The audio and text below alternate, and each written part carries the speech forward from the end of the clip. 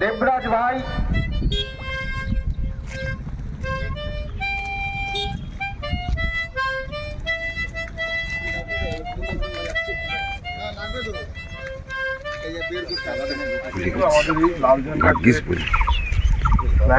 লাল ঝান্ডার যারা আসিয়ান তারা কিন্তু আপনাদের যে আন্দোলন, সেই আন্দোলন কিন্তু উঠে গেছে। তো আপনারাই করছেন এই ঝান্ডাটাকে সামনে নিয়ে, আপনারাই কিন্তু আপনাদের দাবি নিয়ে আন্দোলনগুলো করছেন। সুতরাং আজকে আপনি অন্য জায়গায় যদি যান, আজকে পশ্চিমবঙ্গের এই অবস্থা, পশ্চিমবঙ্গ সরকার বলেন আর বিজেপিতে কেন্দ্রে যে বিজেপি সরকার আছে তারা কিন্তু দীর্ঘদিন ধরে বছরের পর বছর বিভিন্ন চা বাগানের ক্ষেত্রে প্রতিশ্রুতি দিয়ে যায়, এই করা হবে ওই করা হবে। বোনাসের ক্ষেত্রে আপনারা দেখেন সবসময় সরকার কিন্তু মালিক পক্ষের দিকটা নেয়, এটা আপনারা আমার থেকে ভালো জানেন। সুতরাং শ্রমিকের স্বার্থ রক্ষা করতে, মজুরি ঠিকঠাক মানে ন্যূনতম মজুরিটা নিশ্চিত করতে, সেটাকে যদি আইন করা যায়। আপনি যদি কেরলে, যেখানে আমাদের এলডিএফ গভর্নমেন্ট আছে, মানে হচ্ছে আপনার বামপন্থী সরকার আছে, সেইখানে কিন্তু এই ন্যূনতম মজুরি একদম ফিক্স করা, হ্যাঁ, যে 1100 টাকা করে পার ডে একজন শ্রমিক তারা পাবে।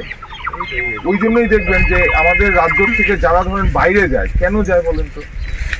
অনেক আপনারা জানেন, আপনাদের অনেকেই গেছে কেরলে যায়, কারণ হচ্ছে ওইখানে মজুরিটা আমাদের থেকে অনেক বেশি, প্রায় 4-5 জনের। মানে আশীর্বাদ করবেন, লড়াইটা মানে নামটা আমার আছে কিন্তু লড়াইটা কিন্তু আমাদের আমরা যারা আছি সবার লড়াই। কারণ যে মজুরি আজকে নাই আপনার,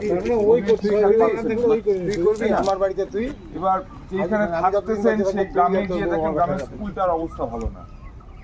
আজকে চিকিৎসা পরিষেবা, আপনারা যদি কেউ 10 তলায় যায় থাকেন, এই যে 10 তলা হাসপাতালটা, সেই হাসপাতালটার অবস্থা দেখবেন তো, গেছেন তো নিশ্চয়ই 10 তলা হাসপাতালে, হ্যাঁ, একটা বেডে 2 জন করে রুগী রাখতে হয়। হ্যাঁ, আজকে ডাক্তার ওষুধ 3 জনও চলে যায়, ডাক্তার ওষুধ লিখে দেয় প্রেসক্রিপশনে, সেই ওষুধ নিয়ে গিয়ে বাইরের থেকে দোকান থেকে 1000-1500 টাকা 3000 টাকা দিয়ে ওষুধ কিনতে হয়। এটা তো হওয়ার কথা ছিল না। কথা ছিল কি, হাসপাতালটা বিল্ডিংটা হবে, ডাক্তার থাকবে, পরিষেবা থাকবে, বেড থাকবে, স্যালাইন থাকবে, ওষুধ থাকবে, যাতে রুগীকে বিনামূল্যে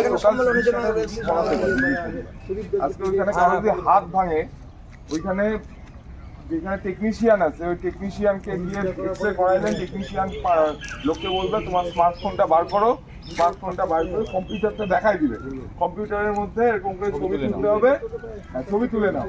কেন বলে দিল আমাদের কাছে এক্সরে প্লেট নাই, সাপ্লাই নেই, ওই ছবি তুলে ওই মোবাইলের ছবি, কম্পিউটার থেকে তোলা মোবাইলের ছবি নিয়ে ডাক্তারকে দেখাইতে হবে যে আমার হাতটা কোথায় ভাঙবে সেটা একটু দেখে বলে দেবে। এইরকম তো চলতে পারে না। তাহলে এক্সপ্লেটের টাকাগুলো কোথায় যাচ্ছে? আজকে এত টাকা কর নেওয়া হচ্ছে মানুষের থেকে, কোথায় যাচ্ছে?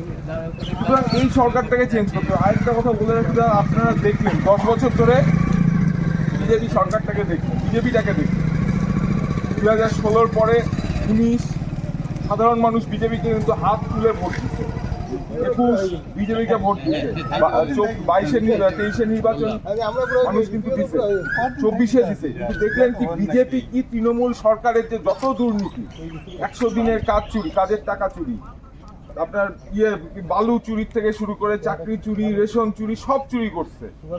কোনো ব্যাপারে ঘরের টাকা চুরি, কোনো ব্যাপারে বিজেপির কোনো ইডি সিবিআই তদন্ত শুরু হচ্ছে, কিন্তু কেউ ধরা পড়তেছে।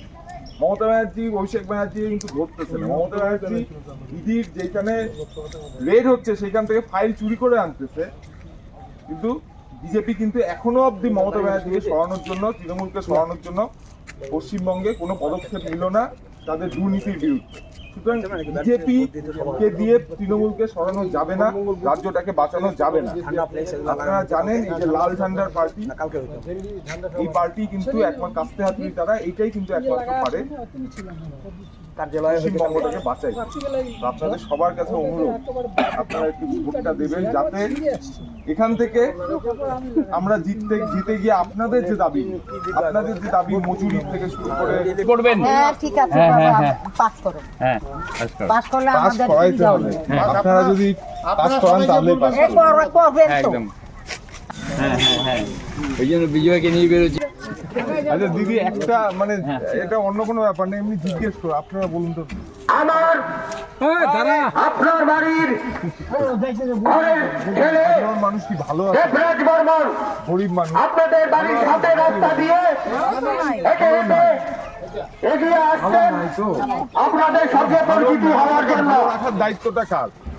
সরকারের। আপনারা সরকার, আমরা তো ভোট দিয়ে সরকার আনছি। এবং আজকে 15 বছর ধরে তৃণমূলের সরকার দেখতেছেন, 15 বছর ধরে জলপাইগুড়ির বিধায়ক হচ্ছে তৃণমূলের, তাই না? একদিন আসছে আপনার এখানে? মূল্যবান ভর্তি দান করে আসে নাই।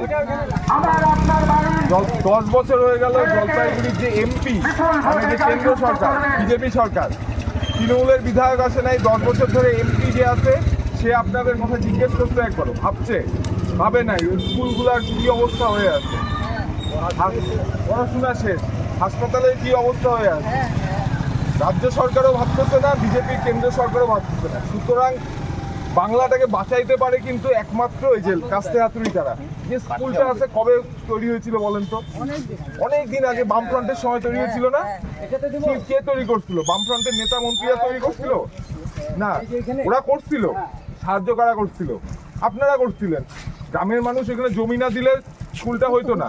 আপনাদের স্কুল কিন্তু ওই স্কুলটাকে বাঁচায় তুলতে গেলে বাচ্চাগুলা যাতে ভালো করে পড়াশোনা করে, একটা ভালো বেঞ্চ, একটা ফ্যান, ভালো দিদিমণি মাস্টারমশাই যাতে ঠিক মতো মানে বেশি পরিমাণে থাকে, হ্যাঁ, এই জিনিসগুলোর জন্য কিন্তু একমাত্র বামফ্রন্টকে আপনারা দেখছেন, আপনারা দেখে আসছেন। এই দুইটা দলকেও কিন্তু দেখলেন, বিজেপি, কেউ কিন্তু সাধারণ মানুষ গরিব মানুষের কথা ভাবে না। আপনাকে ওই বলবে এটা ওটা। এবার আমরা যেটা বলছি, আপনার অধিকার, মানুষের অধিকারের কথা আমরা বলবো। বিধানসভায় যদি যাওয়ার সুযোগ দেন, আপনাদের এখানকার দাবি, চা বাগানের মজুরি, 100 দিনের কাজ বন্ধ, এই দাবিগুলো আমরা বিধানসভায় তুলতে পারবো। তাহলে আপনাদের সমর্থন সবার দরকার, বিশেষ করে মা বোনের। বিধানসভার কমিউনিস্ট পার্টি মনোনীত প্রার্থী দেবরাজ বর্মন আপনাদের বাড়ির সামনে দিয়ে এগিয়ে আসছেন আপনাদের সঙ্গে পরিচিতি হওয়ার জন্য। আমার আপনার বাড়ির ছেলে কমিউনিস্ট মনোনীত প্রার্থী দেবরাজ বর্মন আমার আপনার বাড়ির ঘরের ছেলে দেবরাজ বর্মন। দেবরাজ ভাই সবার চান তো কাছি হাতুড়ি আনো, ঠিক আছে?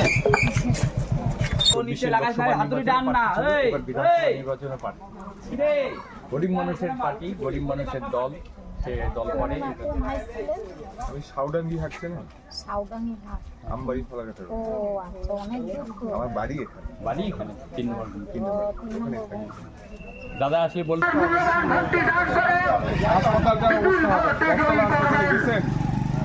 কি অবস্থা করে আছে ভাবুন তো। আমরা যদি আসি হাসপাতাল এগুলাকে ঠিক করবো, 100 দিনের কাজ চালু করবো। দরকার আমরা এই যে লক্ষ্মী ভাণ্ডার যেটা পাচ্ছেন, সেটাকে আমরা বেশি করে দিতে হবে। কারণ এটা তো মমতা ব্যানার্জির টাকা না, আমাদের টাকাটাই এক জায়গায় জমা হয়ে তারপরে বিভিন্ন জায়গায় খরচ। আরো বাড়িয়ে দেবো, কারণ আমাদের নেতা মন্ত্রীদের মায়না 1 লাখ 1.5 লাখ টাকা, আমাদের 2,000 টাকা দিয়ে হয়ে যাবে, হবে না। সুতরাং আর হচ্ছে আমরা যেখানে যেখানে জিতবো সেখানে থেকে বামপন্থী তহবিলের 30% 3 ভাগের 1 ভাগ টাকা আমরা নিজেদের জন্য খরচ করব। শিক্ষা, পড়াশোনা, সুস্থ পরিবেশ, ভালো চাকরি, গ্যাসের দাম কম, যাতে লড়াই করতে পারে, আপনাদেরকে নির্বাচিত করতে হবে। ঠিক আছে? কোনো প্রকল্প বন্ধ হবে না, কোনো প্রকল্প সরকার চেঞ্জ হলে কোনো প্রকল্প বন্ধ হবে না, থাকবে। ঠিক আছে, সেই জন্য ওইটা নিয়ে কোনো চিন্তা নাই যে আমরা ওরা আসলে এটা আমরা পাবো না, এরকম কোনো বিষয়। একদম সব পাওয়া যায়। ছিল ওই প্রকল্প এখনো আছে। সাইকেল দেওয়ার প্রকল্প বামফ্রন্ট চালু করছে, তো এখনো আছে, তৃণমূল সেটা বন্ধ করেনি, আরো বাড়াইছে। তাহলে সবকিছুই বাড়ে, যেন কমবে না।